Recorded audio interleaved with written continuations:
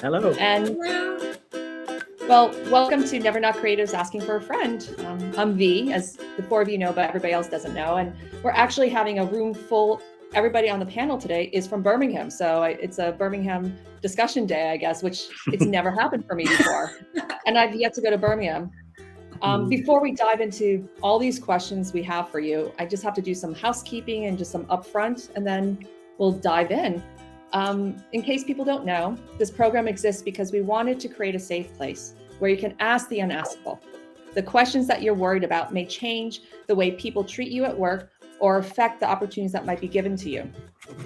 So we're bringing together industry leaders and mental health professionals to give non-judgmental responses in a safe, anonymous environment.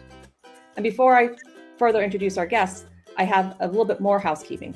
Ask questions in the questions tab on the right. Feel free to add comments, thoughts, general agreement, thanks, etc. in the chat tab.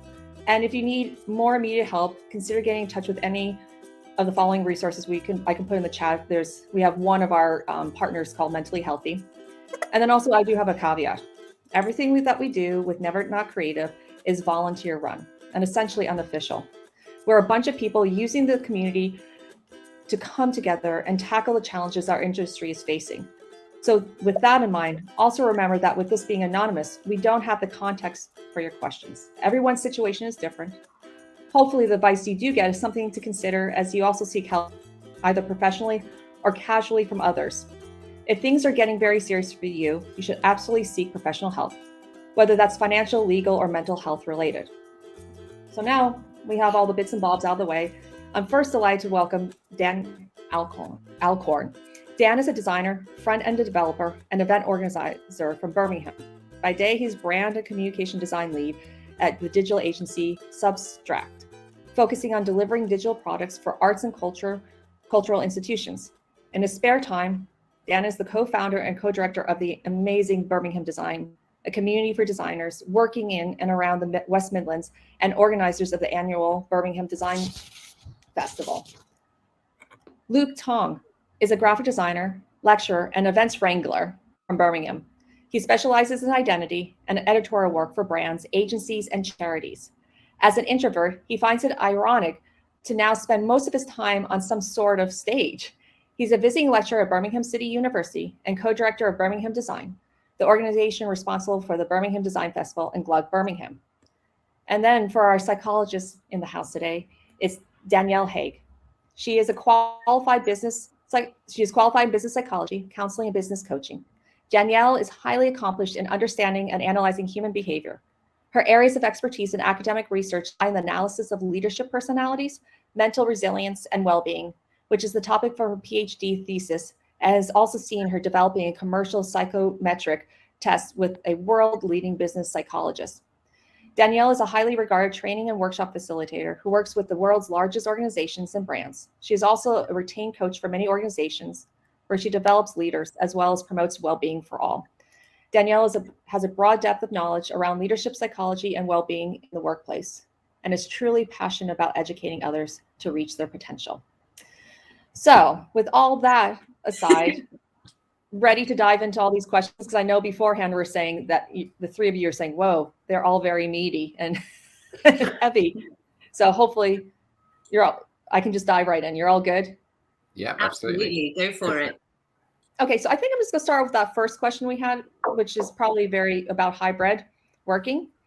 And so one person asked, we recently returned to a hybrid working model with a minimum requirement of 2 days in the office per week. The senior partners have presented this as a wholly positive move, but there are members of the team who are feeling anxious and stressed about returning to the office environment, commuting while COVID is still prevalent in the UK. How should I raise this issue with them, and what alternative options could I suggest that might help any struggling colleagues? Ladies first. I think V, you said it perfectly at the beginning, which is nuance is really important when it comes to these questions. So my first thought when I read this was, does this person have some underlying physical health issues that are concerning them? Because if they do, then I think their concerns are completely valid. And in that case, going to your supervisor, your boss, whoever, and actually just having a conversation saying, look, I have these issues. When time is ready, I'm happy to come back into the office. But in the meantime, this isn't really an option for me because of my health and everything that's going on. I think something else might be happening on a psychological level, though, whereby actually we've spent so long now living our lives with a little bit more autonomy, doing things the way we want to, working from home. And kind of we've been scared about COVID and we've been scared to go outside, that maybe it's actually developed into a bit of a phobia rather than an actual fear of health issues. So, for example, someone might actually be thinking, God, I just don't want to go outside. And you've become almost so happy living the life that you want to be living, the way that we all do, that actually maybe it's just not wanting to go back to work the way that it was before. So I think that if you've got an underlying health issue, totally get the fear of COVID. I think otherwise, is this person just staying inside all the time? Are they not seeing family, friends, going to the gym, going to other leaving the house, going to the shops, whatever? So I think it's a little bit difficult to answer from that respect, because I think it could actually they've been forced into this place where actually they're just scared to leave the house now, rather than scared of COVID and going to work, if that makes sense. Does that make sense to you guys? I'm not sure. Yeah? Yeah, it does. And it's definitely a big and understandably anxiety inducing scenario that we'll find ourselves in. So everyone's got a very different outlook on what they consider to be safe working practices, and likewise agency owners who I'm in a Slack group with hundreds of agency owners and creative directors, and they're all taking it very seriously, but they're all approaching it very differently. And I think that's the thing that sometimes we forget, is that there isn't kind of one size fits all solutions or management styles. Like what works for one company will not work for another. And that's usually down to the agency owner's perspective and, their preferences and also the circumstances of where the team live and how, do they all travel in on public transport or are they a bit more dispersed, etc. So I think it can be difficult sometimes when you see some people talking about having a very flexible workplace and you might be stuck in one which is really not that. And I think that can breed dissatisfaction and frustration that maybe you feel like you're being hard done to. So I think it's really understandable to be worried. I would say the best thing that you can do is have that conversation with your boss. If you feel that you can, maybe put your concerns in writing, explain why you're so anxious about going back and ask for some assurances that all is being done that can be.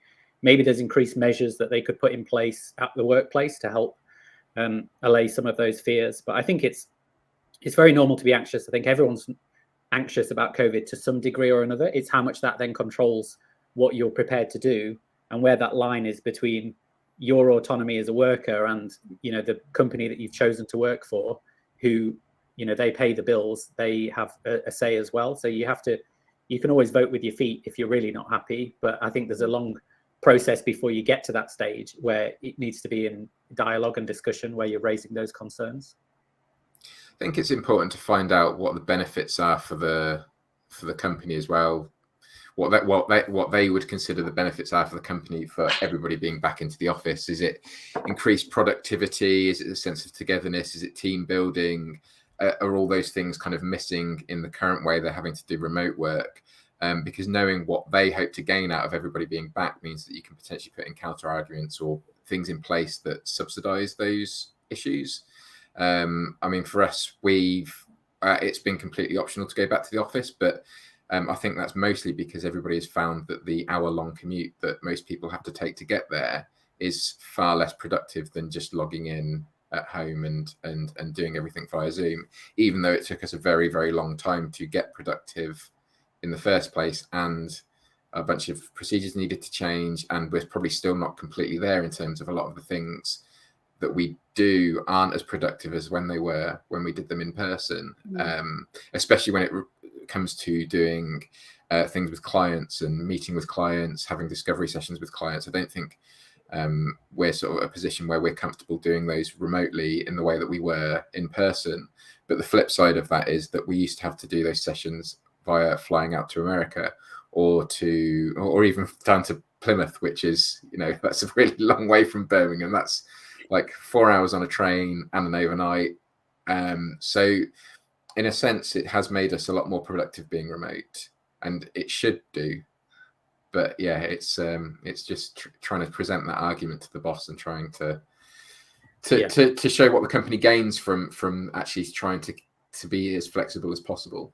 Yeah, I think that's absolutely true. Of what I've seen of the agency owner's perspective is, the more you can understand the culture and the reasons for those decisions, the more you can then work with them to try and find a solution that works for everyone. And like you said, Dan, you've got some counter arguments then for, suggesting improvements or maybe ways that things can work that keep everyone happy. But at the end of the day, the people that are setting the vision for the agency and the workplace, they will have the final say. So you have to kind of work within that constraint. Do you also, on that note, do you feel like this also, thinking about the leadership, thinking about the organizations and the studio owners and so forth, this also could also shed a light on to their style? Because for so long, a lot of companies have been stuck in that mechanistic command and control where they want to have that control. Because I know one of my last companies I worked at, even though they had a work from home mandate, and this is like 5 years ago, and was allowed, still no one trusted you. You couldn't do that. There's very few things you'd hear. So I'm like wondering, could this also shed the light on more so these organizational, you hit on culture, but the way those leaders lead their companies? Yes. I think so. I don't want it to just be me talking, but yeah, I definitely see that. And I think it also varies on sector and, style of work, collaborative working. Dan's company is very digital, so they already have a lot of the tools and the kind of processes in place.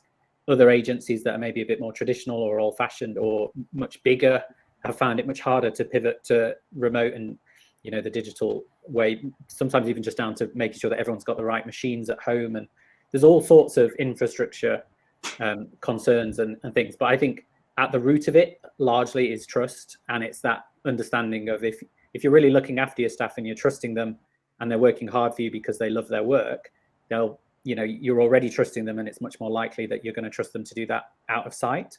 Whereas if you're much more kind of keeping people on a tight leash, then it's much harder to say, we trust you to do all of your work from home, off you go. Yeah.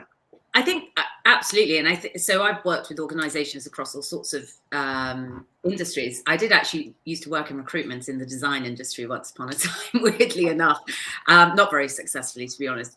But I think trust has always been an issue in business. I think remote, not remote. I think it's interesting. And I think the positive thing that you could see from that, as mentioned by Luke and Dan, is leadership and well, from both sides of the coin, as a business owner, as an employee, communication is the key to everything. So if you want more remote work and it's kind of working and you're worried about that trust issue, be accountable. Pull yourself, show that you can be trusted, show that everything is done. And I think as a business owner, that in turn, if you open up that conversation about trust and about what's going on and clarity, complete openness with regards to your staff, and then that works vice versa, I think then you're more likely to kind of get the result that you want, and that transition and change of attitude can then come about for more remote working if it suits the culture of the business and the productivity, of course. No, I think just hearing the topic of the comment of trust, I think that's probably going to be even more integral moving forward. Because like even Indy Johar, the founder of Dark Matter Labs, said in a podcast last year, he's like, interdependence or hence trust is vital. Like we'll be having to be able to move forward because leadership has failed us. So well, hopefully that element of trust, of building the alliances, collaborating together in groups, that will help us moving forward. But it'll be interesting to see if people are able to get beyond that and get into and trust, actually, because that is definitely, it's a difficult, I would say barrier, but it's difficult for some people to fully embrace, especially what I've witnessed in leadership roles and seeing like do that. So trust is a funny one with employees, because I've worked at places where they treat the staff like children, and they've banned Facebook except for during lunchtime. and they've put like a lockdown, network level lockdown on social media sites unless it's lunchtime, and you've had to do special requests to unlock them because you're part of the marketing department and you need to be on social media all day. But then they unlock it, and then you look in a different department and they're all sat there watching YouTube. And at 11 that's o'clock, what I mean. Like, well, we that's why want they to do be it. trustworthy. But then again, also, there is a psychological element to that as well, Dan, because if you like say to a child, no, you can't do that, you can't do that, you can't do that. As soon as you walk away, they're going to do the thing that they're not allowed to do. So it's kind of like even though you might not, if that ban had never been in place, they probably wouldn't be doing that then. It's kind of one of those psychological rebound situations where you kind of, kind of get for what you wish for, really. And people, behave as you anticipate them to in that kind of situation. But there's a really, I wish I could remember who it was now, but a really good quote about trust, which is, if you want to trust people, if you want to find out if you can trust them, trust them. Yeah. It's as simple as that. Yeah. That brings back bad memories, Dan, of an agency that I worked in that I used to occasionally get feedback of. People would say, I came upstairs and I found Luke and he was on the internet again, or he was looking at, he was on Twitter, or he was doing something, and completely unaware that that was a really important part of what my role was in like finding new talent and shouting about the agency. And I just felt completely not trusted at all, and embarrassed that there were people that were kind of keeping tabs on me in that way when my productivity was fine. It was just a lack of understanding maybe about the different needs of different departments. So I hope that mentality is going a little bit, and as we all spend more and more time online, that simple thing of what are you looking at and what you're spending your time doing, that shouldn't really be an issue if the work is getting done and if it's being done well and you're productive. And that's the evidence of trust, not whether you've been on social media for 5 minutes when a file was rendering or something was exporting or whatever it is. No, that reminded me, I was talking with a friend of mine who runs a design agency and is a typographer, Isabel Lee, here in the UK, and she just hired on their intern to be the full-time employee because she's getting her MA right now. And she was relaying the story of when they're going through the contract and like what he'd be doing, like, and so forth, that he can actually leave before 8 p.m. at night, even if he's done with work, he doesn't have to stay the full time. And his reaction made her think, like, what is everybody else dealing with? What are his peers dealing with? Like the fact that, they're going to get their work done before 8 p.m. on a Friday means they should leave. But the fact that they don't trust them it's frustrating to hear that still in 2021, we're having these types of situations still. But here, hopefully, as said Luke, things will evolve. But I do want to pivot away from this topic of hybrid trust and so forth. And maybe this is almost in a realm of trust again. I feel it's talking about client relationships. And this one person said, another client of mine has started calling me really late. They recently called me after 10 p.m. How do I have a conversation with them to tell them that this isn't okay? I hate conflict and I definitely can't afford to lose the client. Well, I've been in that position. Oh my God. But like zero boundaries with clients thinking because you work for them, that your time is theirs and they own that relationship. They own your time. To be honest, what I used to do was I eventually just stopped picking up the phone. It was as simple as that.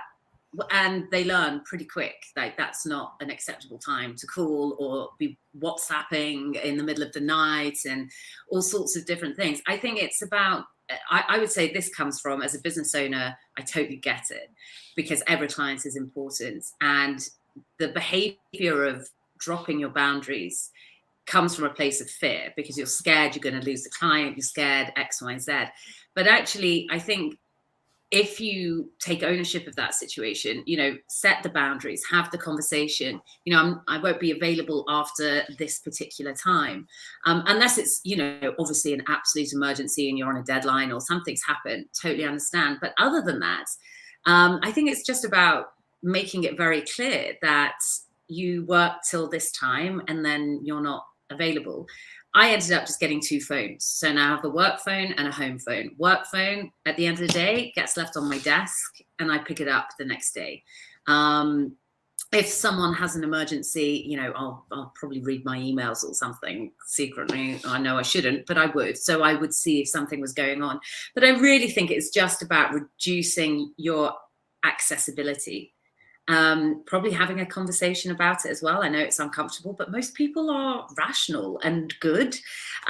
So I think that just by opening up, having a conversation and not answering the phone anymore is a very clear way of stopping that moving forward. I always use, sorry to go on, but there's a really useful anecdote that I use around this, which is, do you remember the last time you went to a shop and it was closed? What would you do? Do you break in and go and get what you want? Or do you say, oh, it's closed, I'll come back when it's open? It's a perfect manifestation of boundaries. It's there, it's visible. But because we're so used to shopping online 24 hours, doing this 24 hours, we think everyone is available 24 hours. So you just have to put your shop front up. We're closed. And people respect that and they learn how to treat you moving forward because of it. So even though it's difficult, a little bit of a conversation, maybe a bit of a joke about it, you know, and it's important. You need your recovery time. You can't be your best if you don't ever rest. Oh, that should be I didn't Write that down quick. Yeah. I think there's you need to rest. And I think there's ways that you can present that in a professional way as well. Like you can treat yourself like a business and present yourself as well, you are a business, but treat yourself as an agency would. Like you wouldn't phone an agency at 8 p.m. and expect them to pick up. Exactly. And so I think putting notes in every visible place that could possibly allude to your working hours is a sensible thing to do. If you put it on the website, my working hours are this. If you put it in your email signature, my working hours are this. If you can also automate your out of office so that if somebody emails you at 8 p.m, they get a response saying, I'll respond in the morning. My working hours are this. And it's all learn very quickly. It's all, there's all ways to enforce that sort of ahead of time. And then even the clients that you're already with, as soon as they get an out of office saying that, you've not had that conversation with them. So it's not like a direct confrontation, but they are getting that message indirectly from you saying it. I also love that, I can't remember, one of our BDF friends said that they used to make up people that were part of their company. And they used to respond. They had an email address for them. So it was like shirley@birminghamdesign.co.uk. And she'd respond and say, Dan is out of the office. He'll get back to you tomorrow. Or you have not paid us for 2 months. Brenda in accounts. I'm going to set Brenda in accounts on you. They don't exist. It's just a fiction of there's ways of managing urgent messages as well. So like, I think in our industry, we're sort of a little bit where we're working with websites and people selling tickets 24/7. We're a little bit more likely to have things that are, transactional, that are big money, go wrong, especially working with clients overseas and things like that. So setting up that process of what actually does happen if something is actually urgent and your website's down or whatever it might be, and having that in place so that when you do get a message, it is hopefully definitely urgent. Now we still get messages that are definitely not urgent, that are labeled as urgent, but it should at least filter out some that are things like, can we make the logo red today? I've got one thing to add to that, if you can, Pete, which is, and I can't remember where I saw this, but I love this advice, and I took a screenshot of it, and it pops up on my desktop background to remind me of this every so often. Well, 2 things actually. One is that if you say to clients, especially at the outset, but you can say this at any point to them, that you have a rule. So you say, I've got a rule. I don't do any emails after such and such. It stops it being a personal attack on them. Psychologically, I think it helps them understand, okay, I don't want to make you break your rules that you've set. This is a personal boundary that you have, rather than just saying, I don't want to email you back, or I don't want to pick up the phone at 9 o'clock. If you say to someone, I've got a rule, I never work for free, or I've got a rule, I don't take calls after 7 p.m. or whatever. I think that psychologically helps them understand, okay, that's the boundary, which I'm not going to make you break that rule. And it's only it's a simple trick of language, I guess, because maybe it's a rule you've just invented, but I think it does help put a little bit of protection in, so it doesn't seem like such a personal rejection for them. And it's something you do with everyone. I do have just to spin off that question, since this made me also think of in-house, since everybody, like as an in-house designer working on, studio or in-house at a company and so forth, this is a time where you're actually 24/7 connected to your teams now, almost in a way, especially in COVID. And because I know I've heard stories from friends at some companies, they're like, we are burnt out because we're making up for some people who have kids. So we're taking in the extra time because of the way of balancing and so forth. Like COVID provided an opportunity for their bosses, not just clients, but their bosses and their teams to be connected to them 24/7 because you're not commuting anymore. Dan, since you're in-house right now, like, have you experienced anything like that? Or maybe within the Birmingham design community, have you heard any stories surrounding this? I don't, not necessarily now. I mean, I'm the person with kids, so it wouldn't be me that. Sorry. So probably, yeah, my like teammates. It's a really. I don't think this is pandemic specific.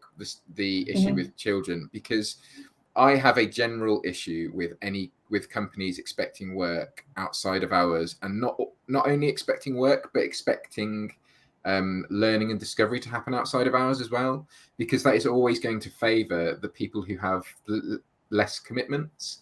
And I presume, I can only presume, this is a reason why there are women in less leadership roles, because that has historically been, the woman's role to be the person looking after the kids. So they are left without less personal time to do things that work are expecting us to do in our personal time. So that's always been an issue for me, and it's often a problem if you have a leadership team that don't necessarily have commitments like children, because whilst they can imagine what it might be like to have children, the actions that they put in place still very much mirror someone without a child, because they just sort of like, they'll say something like, this will be fine, right? And then everybody with children goes, no, because I'm like bathing my kid at 6 p.m. I can't be ready to pick up the phone at 6 p.m. because there's like a 3-hour window where I am there for my children, and that's not disposable. So there shouldn't be people picking up the slack of people with kids, because that should just not be a problem. Like, no one should be expected to work outside of hours. And I've always been happy to do it in like a crunch moment. So if we're launching a project, I kind of expect that there'll be a little bit of crunch in the build up to that actually launching. But a consistent, repetitive need to do stuff outside of work that relates to your job is just not a way for anybody to grow and develop or stay sane. 100%. Just because we're connected 24 hours does not mean we should be working 24 hours. I think when we think to the actual concept of a job, you sign a contract whereby you say, I will give you this many hours of my day, and I will work to the best of my ability, and you will pay me for that time. That is what you're doing. You're not signing your life away. You're not saying, you now own me as a person, and therefore whatever you say, I will do at any moment of the time. You're so much more than just a workhorse. You're not owned by the company. You have made a transaction whereby you will do so many hours work for so much pay. I think companies that consistently insist upon people working outside of those hours, almost kind of an unspoken, we know you're working, but we weren't really going to talk about it ever. It's like, well, why don't we add up all of those extra hours, and why don't we pay people for those hours if you want them to work so much? Or maybe have 2 people per job, a daytime and a nighttime worker per role, because it just doesn't make sense. And I think the fact that you just said those words, Dan, like, I've got a 3-hour window with my child. It's like, bloody hell, that's like, that is not a company's prerogative to like ask you to not spend those few precious hours with your child. It's just, I find it shocking, but it's ubiquitous. I mean, it is truly ubiquitous. And I think the thing with the design industry is, I mean, fine, fair enough. Bankers or whatever, they sell their soul for what they do, and that's fine. They choose that, but they get paid a lot. And so that's their choice. They've chosen that lifestyle. But other businesses, I work with a lot of PAs, a lot of VAs, a lot of people in design. They don't get paid insane amounts of money, but they're still expected to be available whenever and wherever. And I just think it's just got to change. Like, where does the buck stop? When did people start saying, actually, we all need to just slow down? We can't compete on a global market all the time. Maybe we all just need to start working normal hours in our lives and just slow the world down a bit. It's just this hyper competitiveness that makes us need to be available. It always concerns me for people's progression in their jobs. If they have any kind of commitment, it doesn't have to be children. It can be caring for elderly relatives, or even siblings. You know, that if somebody has a commitment outside of work, that means that they cannot, just having a life probably as well. Yeah. But like there will be sort of, let's say there's 4 people that are all in roughly the same role, and 2 of them have children and 2 of them don't. All of those 4 people are expected to grow and develop. Let's imagine, like in our circumstance, like we need to know a lot of code. The more code you learn, the kind of better you can be in your role. There's new technologies consistently developing, and you need to take the time to learn those new technologies. If that time doesn't take place during the workplace, then it needs to happen outside of work. And the people with those commitments that are sort of life or death commitments, they're human commitments, compared to somebody who maybe has a lot less commitments. They're single, they live alone, they don't have any real care commitments. That person is at a much, much greater advantage. If nobody's getting the time at work to level themselves up, then that one person is in a much better advantage to level up beyond all the others. So they can come into work the following week and say, I've learned all these new things. Look how much better my CV can look now. Consider me for that promotion that's now going. And they're in a better position to get that. And I sort of presumably that is why historically women have struggled to level up beyond a certain level, because they cannot put that extra time in to be considered for creative director roles, amongst many other things. I'm not there are many other reasons why women don't level up, but that has got to be one of them. And as somebody who's been sort of very much involved with their children growing up, I've definitely felt that over the years in terms of seeing people with a lot more free time use that free time to try and sort of get themselves ahead. But the problem is you can't tell people, right, you can't learn outside your work hours. Exactly. Because if you've chosen to be single and you've chosen not to have kids, then you're going to tie their hands down and tell them they're not allowed to do anything. That's the problem with freedom and choice, is that none of us are on a level playing field in any way, shape or form. Because you could have kids, you could have 5 kids, but have the brain of, I don't know, Einstein, and be able to pick things up like this. And you could be, I don't know, have dyslexia and dyspraxia and all sorts of different learning, learning, what's the word? Problems. And consequently, you could spend every single evening trying to learn something and have difficulty, I don't know, translating what you're trying to say, or some kind of autism or something like that. And so we're all trying our best in a different way. I'm never going to negate the whole women and women in the workplace issues, because for obvious reasons, and plus it's a bloody nightmare. But this is what I mean. They're so juicy, these topics. I could talk about all day. But how do you level the playing field? You can't. It's important. Well, but it is important. My main point around that was making time during work to learn those things. Yeah. So if that time doesn't exist, then it's always going to favor the person who has the spare time. Whereas that time, it's part of your job. Like you need hours in the day to learn the new things and to level yourself up. And that employers should be able to find the time for their staff to do that, because it's integral to making sure the company advances as well. Absolutely. Yeah. I've got 2 little quick things to add to that. One is a bit of a red flag when you're looking at companies that describe themselves as a family. I used to think that this was a really great analogy of like, oh, wow, everyone wants to be part of a big family. That sounds great. And I know there's been a bit of an awakening to the dangers of what that can mean, which usually is, you're available all the time. You'll do whatever's asked of you because you do that for your family, right? But that's not a company that's paying you to hang out with them. That's a family that you're born into. And there's an important distinction between the two. Oh gosh, what was the other thing I was going to say? It was really good. I've forgotten it. Circle back to me. It'll come back. It'll just pop up at one point. It will. Oh, that's frustrating. That's always the case. Yeah, even just, it's just talking about like I don't want to go down that rabbit hole too much, but even just saying about the women in work and all that. I went to this one company I used to work at. It's was or is a 30,000 employee company worldwide, and 28% of their middle management, so just manager and above, were men, and it was just 28%. And just was that be? I'm sorry. What percentage? 20% of middle management above women.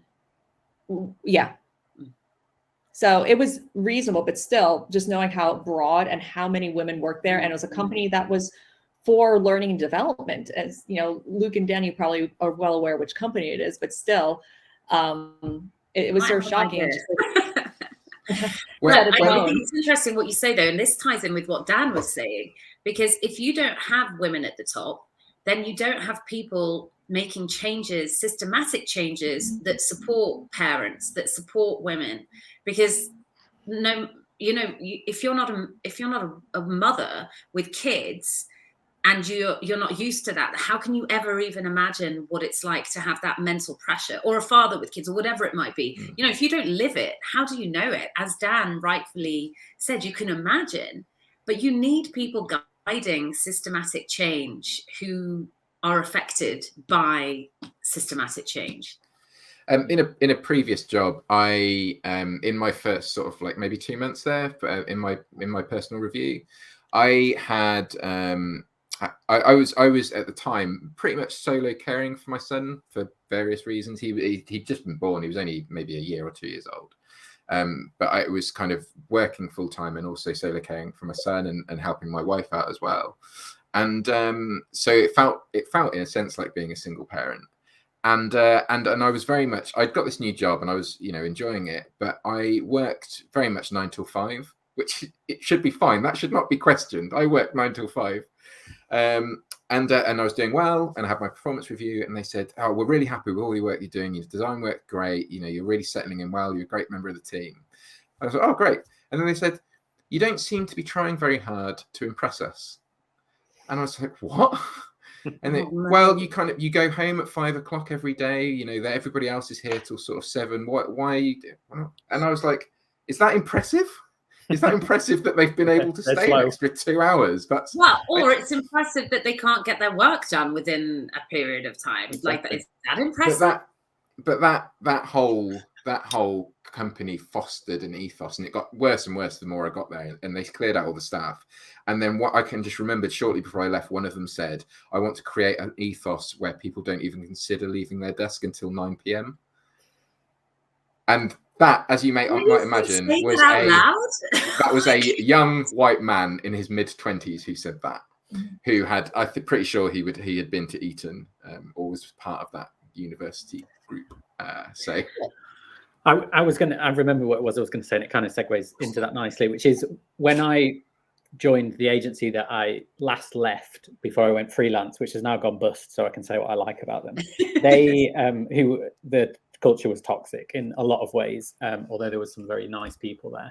They, as did lots of agencies, invited us to sign ourselves out of the European Working Directive, I think it's called, which is the thing that says, this is the number of hours that you'll work every week and you'll get paid for. And that was just standard industry procedure. And this was only, it's about 10 years ago now since I did that. But that was like, no one questioned it. I remember questioning it and saying, "Is this right? Like, surely this has been put in place to protect us.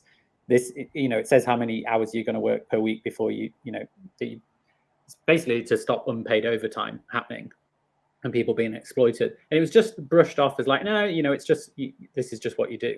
And I think that sort of thinking that can pervade a lot of old school agencies and companies is just, you do what it takes to get the job done. If you've got to be there all night long, so be it. And that stuff, I understand how that can happen, but that's always evidence to me of poor management and poor decision making, not like, hey, let's get a great culture and we all love being here till midnight. Because that, like people have said, that if you've got families, that really doesn't work. If you want to have a life and not burn out and all the rest of it, it really doesn't work. If you want to do that as your own, I could do that now as my own boss, then that's my decision to make. But forcing other people to do that is a terrible sign of poor management. So I think you have to just be aware that some of that stuff still exists. Some of the old, there's loads of change happening in the design industry, which is great and much needed and much overdue. But there's still pockets of really old school thinking, and that stuff, we don't know who's asked these questions, but it may be that they're stuck in a very backwards agency run by dinosaurs who, are still making sexist and racist jokes. And we have to understand that not everyone has been part of this great enlightenment that's happened over the last few years. And it can be really difficult for people to challenge some of these things. And we talked about it earlier about setting boundaries, and it's you know, just as important to do it if you're working in a company. I think people who are very productive are very easy to exploit. I would consider myself quite productive.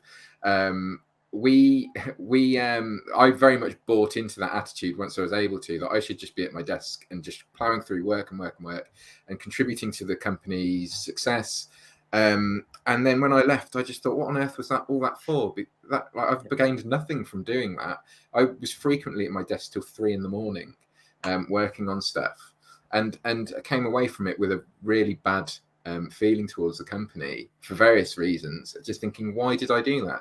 And I made a decision then that if I was going to be working till late, it was going to be on my own projects, and I have no problem like plowing my productivity into anything, but putting my eyes sort of on my own things and things that benefit me and my community is how the festival started, and how everything that we've kind of done is because sort of making that decision that, you know, my time is for me.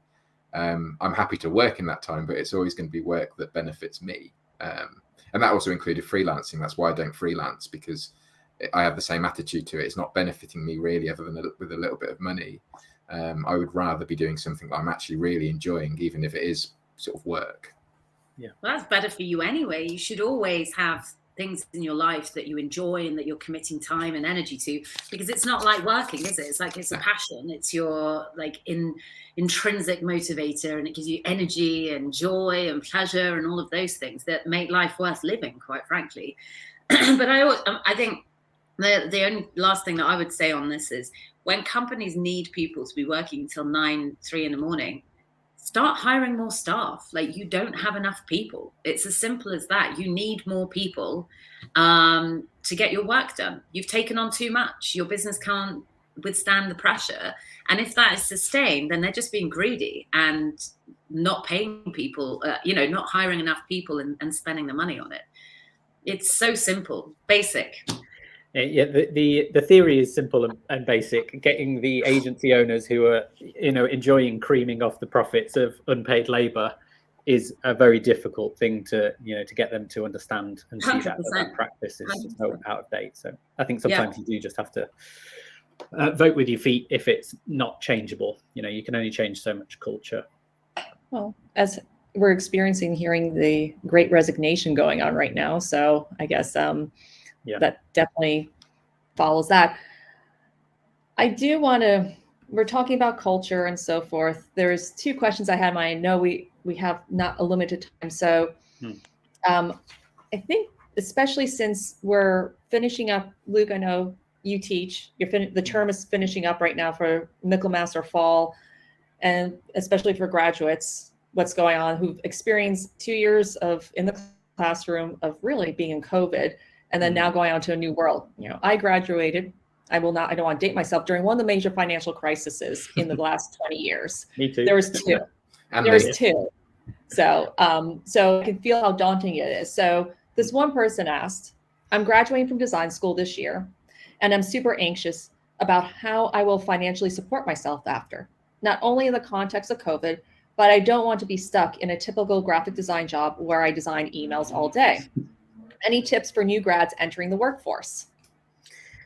Yeah, I'm happy to go first. This made me smile when I read it, because I think I was probably of that same mentality some 15 years ago when I was about to graduate, which was, I hope I get a really good job. I really love design. I really don't want to be doing work that I don't believe in. And I graduated from a really good university with a first-class degree. I got a decent portfolio. I was a single white male with all of the privileges that afforded me. And I still struggled to find a design job in the first few months. I had to go and work at Woolworths. I then got a design job that was in a very corporate, big agency, which was nothing like what I dreamed I would land in. And that was a real eye-opener and leveler for me to understand, just because you're good doesn't mean that you're guaranteed a job. Some of that was down to where I wanted to work. I didn't want to move to London and be part of that bubble. So that limited what my options were somewhat. But the reality is there are thousands of people hitting the job market every year, and there are not necessarily as many vacancies. So not everyone is going to land those, top level, really aspirational jobs at boutique agencies designing record covers or whatever you might dream of doing. the reality is a lot of people do just enter the industry at whatever place you can get in. And that is a great thing. That's not something to be ashamed about. That's, Vince Frost wrote a book called Design Your Life. And I really stand by that as a mentality of you can design your way out of, and you can work your way out of a situation or a job that you're not completely happy with. Your first job doesn't have to be, hello, there's a nice visual prompt. You can, I didn't love everything about that first job, but I learned so much there, and I spent 3 really happy years there in the end. And it taught me actually that I could do a lot of things that I didn't think I could do, and it changed my outlook, and it set me up for my next job, which was closer to what I wanted to be doing. And then I did another 7 years in a job that I didn't really love, and worked all night on my own projects, a bit like Dan was talking about. And then I designed my way out of that into a career now, which I absolutely love, where I juggle a lot of different things. But, if I just thought, well, I'm only going to settle for the best job, I would never have got anywhere. So you do have to be a little bit humble, and you don't just accept any old rubbish, and don't be exploited, but don't see that first job as the be all and end all.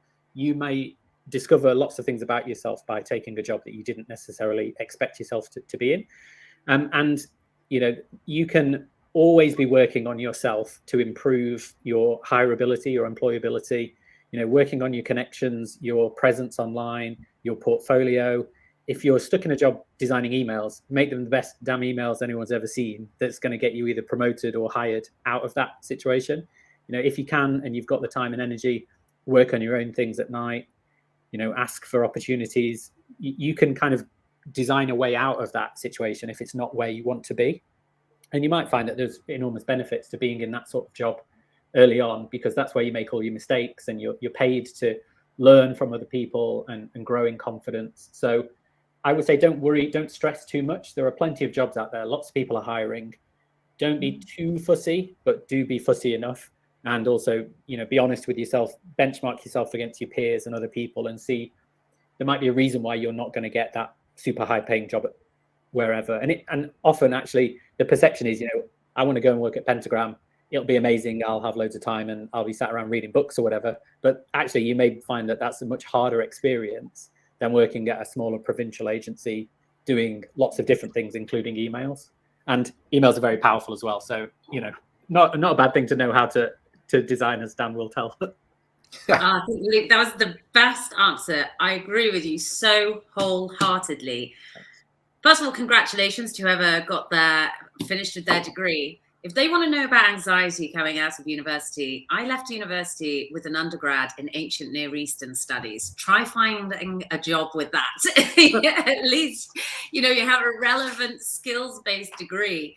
And I agree with everything that Luke said. I mean, sometimes you have to do what you don't want to do in order to get to where you want to go. And when I was at Goldsmiths, Paul Smith came in and gave us this amazing talk. And I talk a lot to my grad clients about this. And he did this shape. So it was a bit like an Egyptian, like the old Egyptian 80s dance, whatever it was.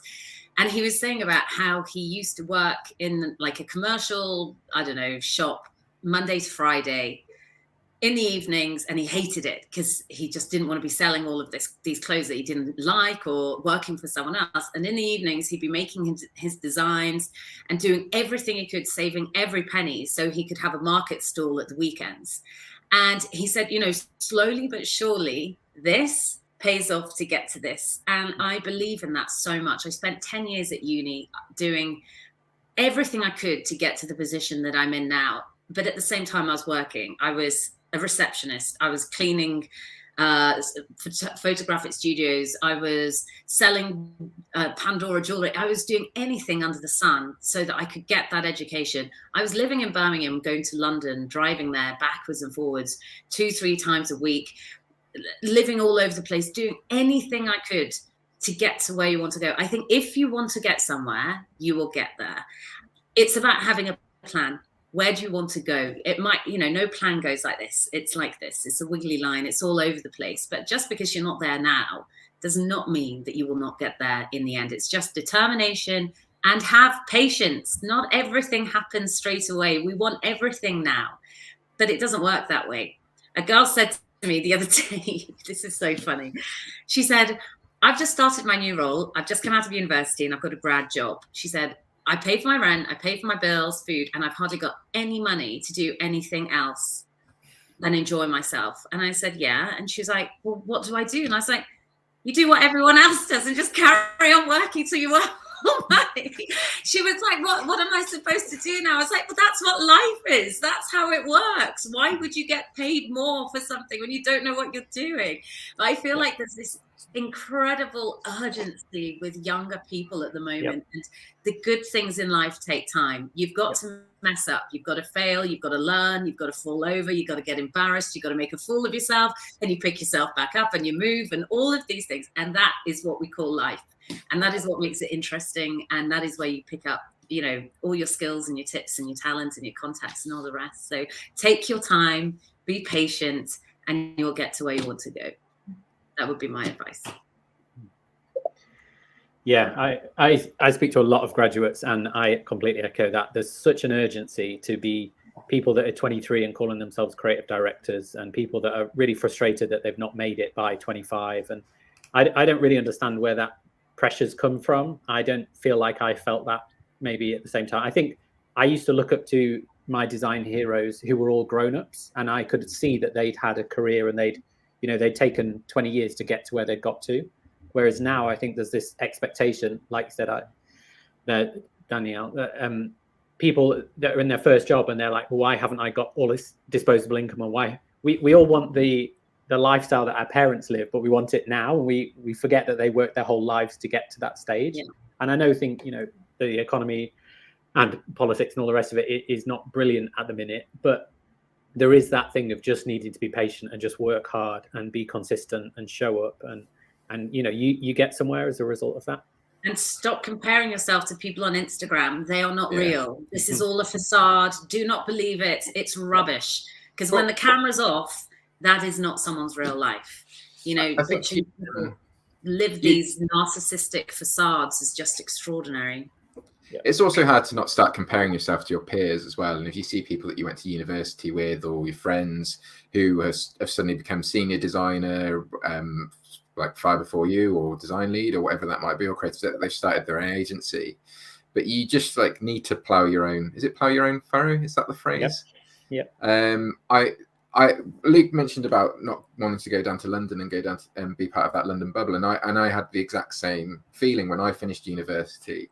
I didn't want to just go and be a tadpole in a giant ocean. I wanted to sort of be able to have more creative control over the work I was doing. I wanted to live closer to my parents, and I didn't want to live in a city that sort of essentially trapped you there. But that does then. I look at a lot of people who worked in London. It almost feels like a quick start scheme for where I ended up. Like they seem to just progress their career much quickly. They almost retire and move to the southwest and buy big mansions. And you think, bloody hell, they've got giant country manors and they're in their mid-30s, and I've only just bought a house that fits my family in it. So it's really hard when stuff like that happens and you're comparing yourself to your peers. But equally, I'm immensely happy in everything that I've done, and that's probably a little bit more important than you can't buy happiness, that's for sure, Dan. Money. And that journey is always fun as well. Like you don't know the skills that you're going to pick up along the way to getting to where you want to be. And there's so many things that I've learned, not just from design roles, but from roles working in a supermarket and in a retail. I worked at Sainsbury's and I worked at Currys. Both of those things gave me people skills where I could confidently sell stuff. And a lot of the time, stuff I was selling was shit. So when you're selling stuff that's your own work and you're very proud of it, it makes it even better. And just being in those roles and learning how kind of companies operate with advertising and actually how advertising works in a real world scenario, and seeing it in its actual placement, and then taking that into your actual job where you're then creating these adverts. Or like my first job, I had to sort of refit a shop that looked like a warehouse, and I took all the experience that I had at Currys, knowing how that was kitted out. Now Currys, you could make an argument, it's not particularly nice, but it's it's outlasted Comet and Powerhouse, so it's nicer than those. But you sort of learn how, and you can also pick up on the things that they did badly that you think you could improve, and then put it into your own scenario. And I just would never have expected taking that what I learned in those kind of jobs into my actual career. And that's then followed me throughout the career, where like I've been doing partnership documents at a football club, thinking, oh God, I hate doing this. It's so boring. But then we do partnership documents for BDF, and they're incredibly valuable for us because they help us land the money that allows us to put it on, and sort of that curve of learning how to do them and what they need to include and what people are going to expect and how to pitch them, then informs stuff that we did in our spare time. So it's nothing's wasted, is it? Yeah. Life is what you make it. If you want it to be crap and only see the bad stuff, that's all it will ever be. If you see the good stuff and the lessons and the challenge, that is what is really exciting about life, to be honest. If you get everything given to you, straight away, what are you working for? Like, what's going to be your passion when you're 40 if you get creative director at 25? Like, where do you keep that momentum? And where do you go? Exactly. It's all collective, basically. And even if you take a step back at one time, there's a reason for that. Like I had my first job and then I left, it was a contract. And then I actually interned for my design idol for like a year. It's like, and that's brought me to where I am now. If it weren't for that, you look back and it's just the buildup. Things happen. Don't worry. Like if you do have to take a step back, there's a reason why, because you might gain more skills that will help you in the next role. Because when people hire you, you can make a logo look pretty, but they want the thought behind it. They want that experience. Not everybody can be taught that. So, Dan, Luke, Danielle, what you've experienced, like that is part of who you are. And that's why people are hiring you, because of what you bring to the table, your experience, not just because you can create a beautiful logo or a branding, system or something. You can do that, but there's more to it. And that's nothing you can learn on a job. So, but we are about 3 minutes before the hour. And I know the time ran away from me. Actually. It was just like love listening to the dialogue between the three of you. So, but I really just want to thank you two for taking for taking the time today and answering these questions and having an ongoing dialogue that just went on. And I feel like it could have gone on for much longer. But I agree. Thank you so much. Part 2 next week. Yeah. We're doing a live version next year, hopefully maybe at some venue here in London. So we'll keep our eyes peeled. Let us know. Yeah. Sounds good. And if people submitted questions and we didn't get to answer them, I'm sure we'd all be more than happy to jot some thoughts down on an email or answer people directly. So if there was anything you needed to feed on, I'd be happy to do that. Absolutely. Wonderful. Well, have a great holiday and New Year. and good luck with Birmingham Design Festival and planning for the IRL one next year. And thank you. You're welcome. Fabulous. Thank you so much, guys. Lovely to meet you. And you. Yeah, Okay. you too. Birmingham. Bye. Thanks. Bye, guys.